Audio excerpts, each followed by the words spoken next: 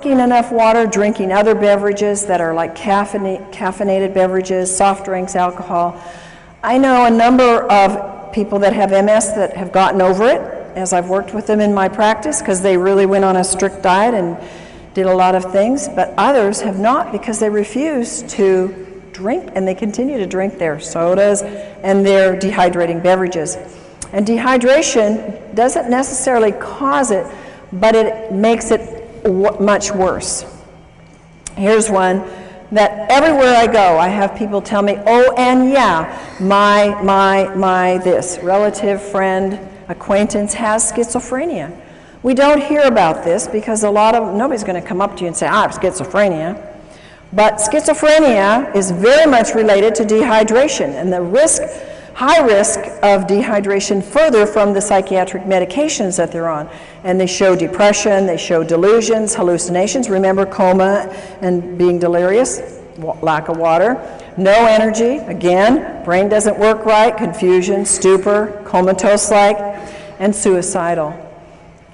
Suicide among our teenagers is very high. I am of the personal belief most of our teenagers that I work with, and I was a counselor in the alternative, the kids that couldn't make it in the regular school, they were the special kids. So I worked with them for many years. And they never drank water. Of course, I didn't either. But they had more problems, more traumas, more things that were pushing it. And a lot of these kids get suicidal. Seizures and dehydration. One of the most incredible things that I have witnessed in our brain camps is that the kids that come, they come, some of them, not all, several in spectrums on the autistic spectrum or others, they have seizures. They're on heavy medication. Some of them have shunts or things put into their brain to control the seizures. They get there and they don't have any more seizures, and I'm going, I think there must be a connection here. We're putting them on a lot of water, and they choose to work with their own doctors to get off the meds, and we're seeing maybe one seizure the whole 2 weeks is pretty much what we see when they've been having them every day. Pretty amazing when you see that, and pretty much documented by research that says dehydration is a trigger for a seizure, and it can lead to coma and death. And tics is a disorder that can be related to dehydration. Now, how many for Tourette's and these kind of things ever say it's dehydration? But folks, this is a common, not very common, but it's common enough amongst some in the population, and it's not a very fun thing for people to have. And the research says dehydration is a factor, and a very big factor. Strokes and heart attacks related to dehydration. You've heard of people being out on the basketball court and you know they're sweating and they're working hard and they go off the court and they drop over dead. You heard of that? We've all heard of that. It's dehydration. They were probably drinking something, you know, of those special drinks that they, you know, that the people called gators drink, you know. And when we don't have enough water, remember our blood needs 80% water. It's a flowing river through us. It builds cholesterol, which causes strokes and causes clogged arteries. And when we take the drugs for that, we get further dehydrated. And when there's insufficient water washing in and washing out, the membranes seal off. So further water is lost. And when the dehydration, the blood gets thicker. Why do people have bypass surgeries? Why do people have events of heart attacks? Because they're dehydrated. What a simple solution, guys. And it's so economical. Do you think that $4,000 is cheaper in getting a water machine that will wash you and wash your arteries than going in for bypass surgery and losing work for 6 months to a year? I mean, come on. Put your priorities in the right place and start thinking about what is it and where are we putting our priorities.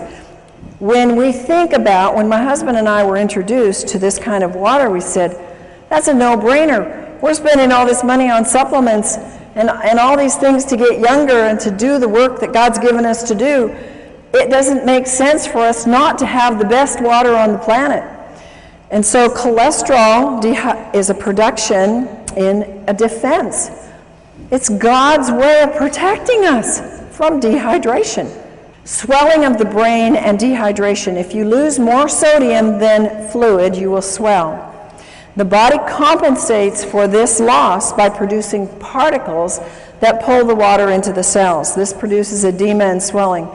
And when this happens in the brain, there is severe, grave consequences. And folks, you and whoever gets this information from you, this information may save a life. Because when somebody has a car accident or an injury to the head, the number one thing that can cause more brain injury is the swelling. And if you cannot stop that swelling, you will have so much more brain injury and in many cases death. So remember that little piece here. There are little life nuggets here that can save many lives if you pick them up. Brain dehydration, histamines, and brain allergies. Whoever thought that allergies were related to dehydration?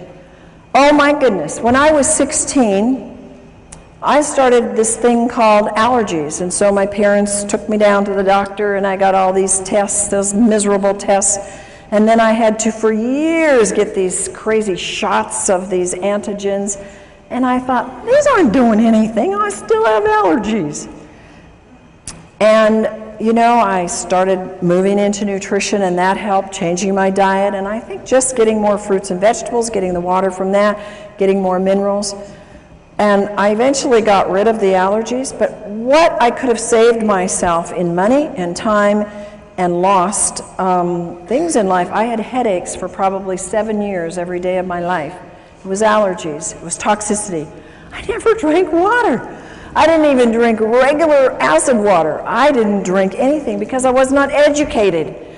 And we need to be educated and to educate others about how important brain allergies are a very key factor for people. In fact, a very high number of people have allergens that get into the system, and because they don't have enough water, they affect you in having anger, anxiety, behavior disorders, compulsions and ritualistic behaviors, confusion, concentration problems, depression, mood disorders, nervousness, schizophrenia, and speech disorders. A lot of times we don't even relate these. They are allergies. When the histamine is too high, your allergies are raging, and they are related to the brain. High histamines are, what's the thing on the market? Antihistamines. Because they know you've got to bring that histamine level down or you're going to be miserable. If you have a brain allergy or if you have a body allergy, it's an indication of dehydration.